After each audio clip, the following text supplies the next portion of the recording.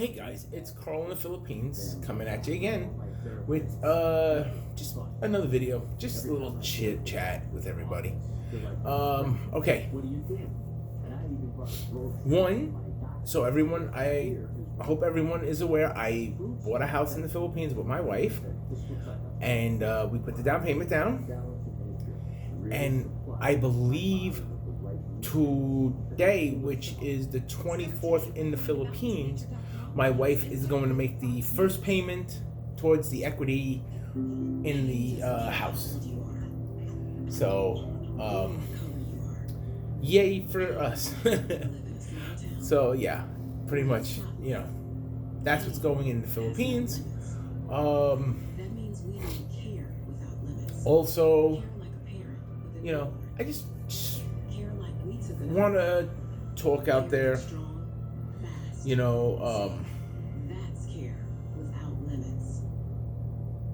I don't know if I want to do a budget video or just do a talk about, I don't know, I keep seeing some of the worst videos by expats putting down, how people are living in the Philippines, where they say they can live on like $800 a month. And them all coming back saying, oh, no, that means you're living like a local, doing nothing. First of all, my experience from in the Philippines, if you're there, you should be learning the language. If you're living there, like some of these guys have been there for like over 3 years, you might not be fluent in the language, but you should be able to hold a conversation in their language. My wife has been teaching me Tagalog, and she's been teaching me Pasayan, because the area that she lives in, they speak Pasayan. So I've been learning that. I mean, I'm learning like stupidest things that you'd be like, why? Because they're just basics. Like how to say face, hair, head, elbow, hand, nose, mouth, and then just like simple words like why, nothing, thank you, how are you, basic stuff like this. Because I found it's my experience, and from experiences, I don't even want to say experiences in Thailand. I'm going to say knowledge from a friend of mine that lives in Thailand and has been living there for years now, that he is fluent in Thai, and he will tell you there are 3 prices in Thailand. You got your locals price, you have your foreigners that speak Thai, that are residents that live there price, and then you have, as what these guys are in Thailand, expats. And I'll be honest, I've seen it myself in the Philippines.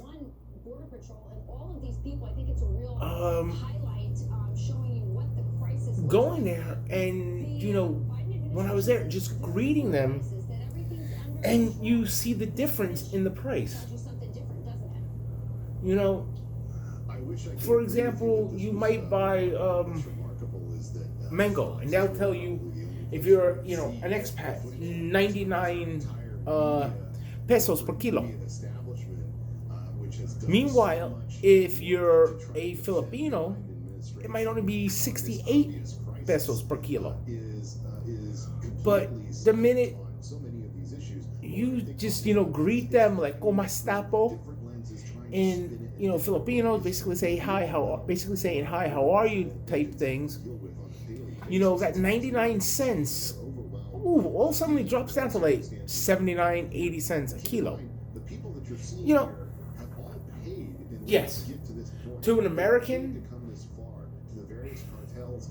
you're what, talking $1 for a difference in kilo price, which is what, 2.3 pounds compared to when you come here for mangoes, and they're, if you're lucky, you're paying for one mango $1 if you get them on sale. If they're not, you're paying more. But it makes a difference on other things. And this is what's been bothering me. And they're saying, oh no, you can't live on 800. Why not? When I'm there, I live fine. I like the food, so I don't mind. Yes, I have extra always saved, but I don't need to eat. For example, American bacon. You go to S&R, it's like through the roof for it. You're paying American prices. If I go into Pure Gold or Genra, which are two local supermarkets in the Philippines, or even S&M Supermarket, which is a big franchise mall in the Philippines, and I buy the what they would consider the Philippine bacon, it's a lot cheaper. I don't need, American bacon. Oh, Oscar Mayer. I don't need that. I'm fine with the food that the Philippines has. I like the food in the Philippines. I enjoy going to the market with my wife when I'm there, and going and you see the fresh fish, which, yes, I am not a big fish eater. And this little note to my wife is, yes, I've been trying to eat fish just for you because I know you want me to. I actually had some clams today, mussels, and some shrimp and crabs at a Chinese buffet, which was awesome.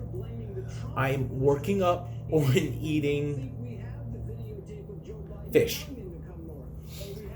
Sooner or later, I will get there. I don't know if I'll ever get to eating fish paste because I just cannot take the smell. But yeah, I'm getting there, honey, just for you. But yeah, like I said, I enjoy going to the markets. That was a personal note to the wife. I know she watches my videos, but that was a personal. I like going to the markets. I like seeing it. I've gone there and I've bought the chicken that's out.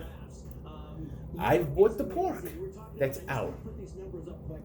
It's fresh.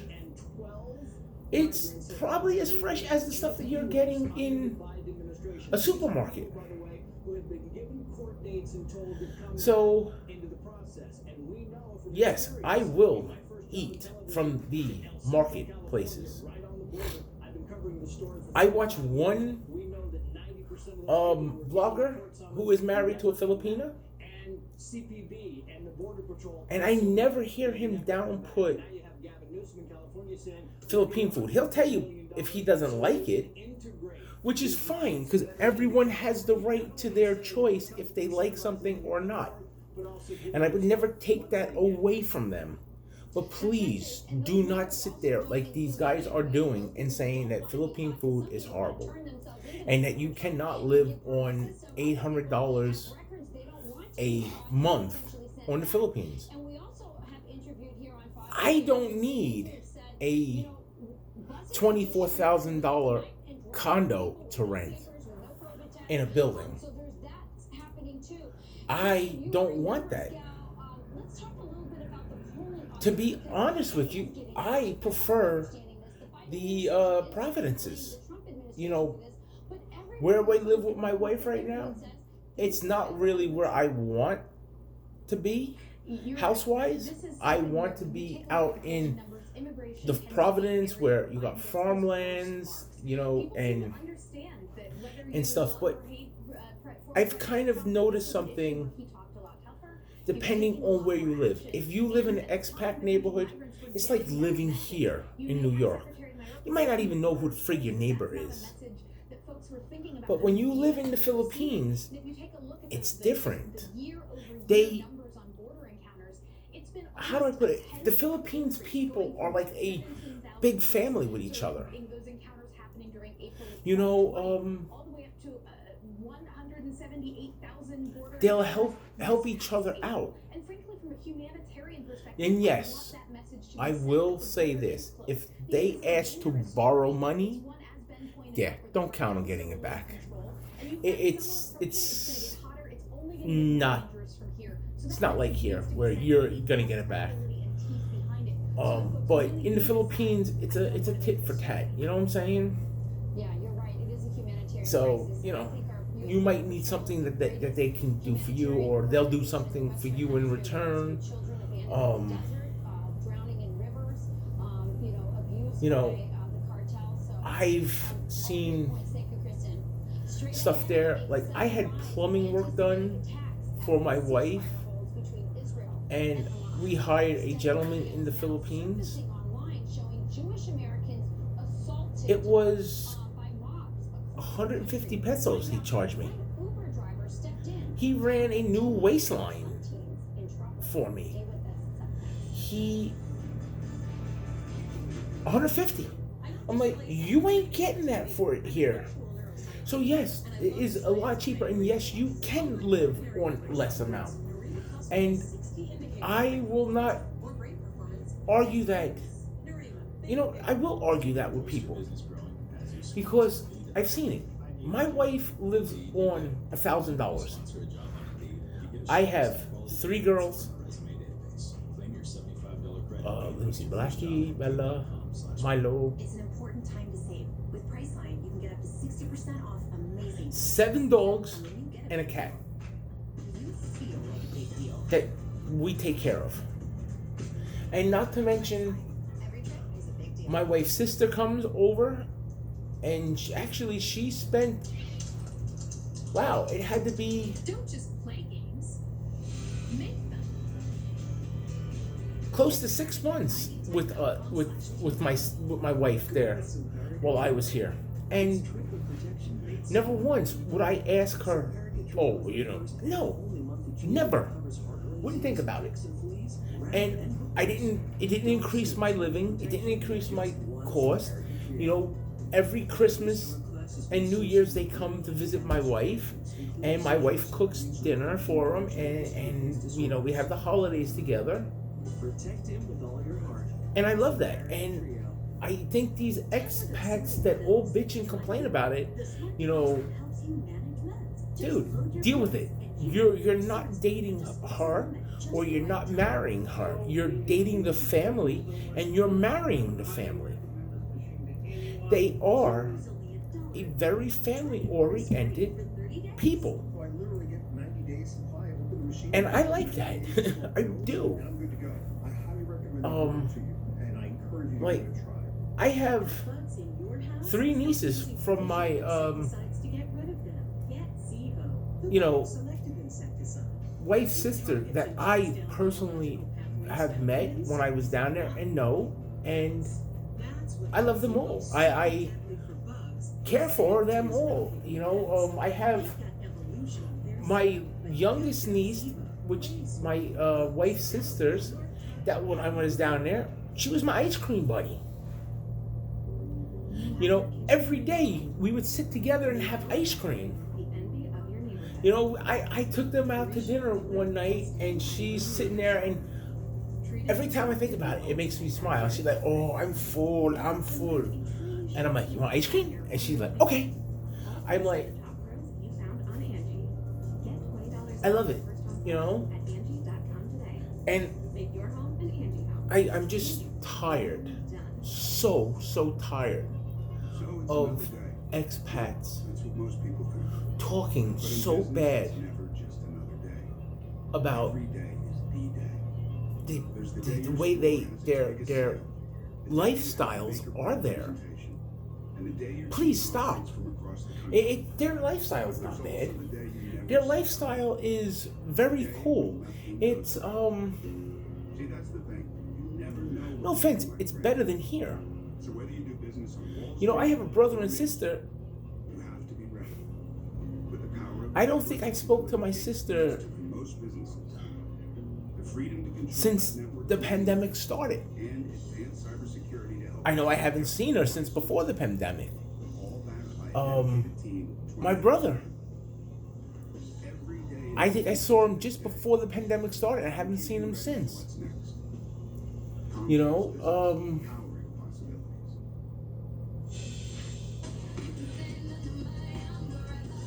it's just the way it is here. Everyone's too busy for their own friggin', you know, their lives. They don't have time for their families. A serious topic today. Jewish Americans are on And, after you know, a I don't like it. attacks And that we've seen play out across the nation. I don't like when expats talk bad about Filipinas Escape a mob with bats and their in families. New York. I think their families, A suspect told their police family some of these involvement incidents are believed to be is opinions beautiful. of pro-Palestinian protesters Because I'm going to tell you right now, the Israel and Hamas if you're going to date conflict in them, the Middle East. What we've seen get to know the has family. come out of a number of different You know, developments because traced that's in recent years what that you're I think getting have been involved very with. disturbing to see. From my Family, perspective, one of the things that friends. came out of the corporate media's Deal with coverage it. of You know, the last 4 years under the house that I'm in right now that I just bought, the right was in some way dominated by anti-Semitism. my niece by, helped us proto-Nazis get it. or You know, LARPer Nazis or as something much like that. as I send my wife money, Innocent as the driven snow. it's not the same there. They don't care. You know, they don't care. They want to make sure. And she helped us, and I will be grateful to her forever. You know, and I think it's great. And if I could be down there and she needed some work on her house done, whether it's fixing plumbing or whatever, because I am very handy with stuff like this, I would help her out in a heartbeat. So I'm sorry if I'm coming off hard on these expats, but I'm just so tired of it. The only thing you guys are going there for, and I'm gonna say it, and it's gonna hurt a lot of people. You're going there just to get laid. You're going there to date a young girl. You know, I see a lot of these guys that are dating girls that are in their 20s that are 60. You know, and the truth is, the younger Filipinas, they want family. So they go out with the older guy because they think they're going to get that. And then these guys don't do it. A lot of them. And I know with like my wife, she does everything for me. She gives me back massages when my back's killing me. My shoulders, I got a very bad shoulder. She massages my shoulder, works out all the kinks in my neck. You know, she does that. She's a fucking angel. Oh, excuse my language. She's an angel. An angel. So, guys, please stop putting down the Philippine culture, because if you're really putting it down, maybe you don't belong there. Maybe you need to go somewhere else. But I will tell you from my personal experience of being in Thailand and stuff that good luck. Maybe the younger generation is learning to speak English, but you're going to deal with, it's going to be a high number. 95% to 98% of the people don't speak English. So You have to understand that in in Philippines, you probably have 75% of the population speaks English. So you can communicate with them. You can get help. You can understand stuff. I remember when I went to Thailand, I left from Manila, landed in Bangkok, but I needed to be in, Chiang Mai. So they told me when you get to the Bangkok airport, ask somebody and they'll tell you where you have to go to get to the airplane for Chiang Mai. I asked security guards. They couldn't answer me. They couldn't speak English. They don't understand. I asked stewardesses.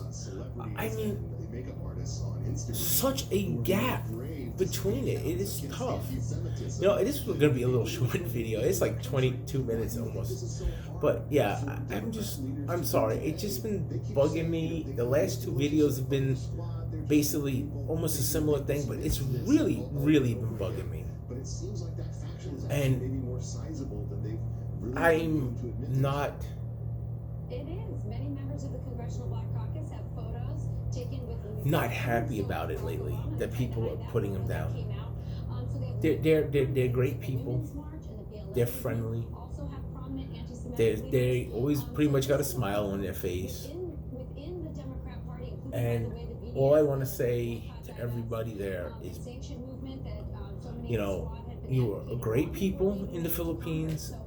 I appreciate you.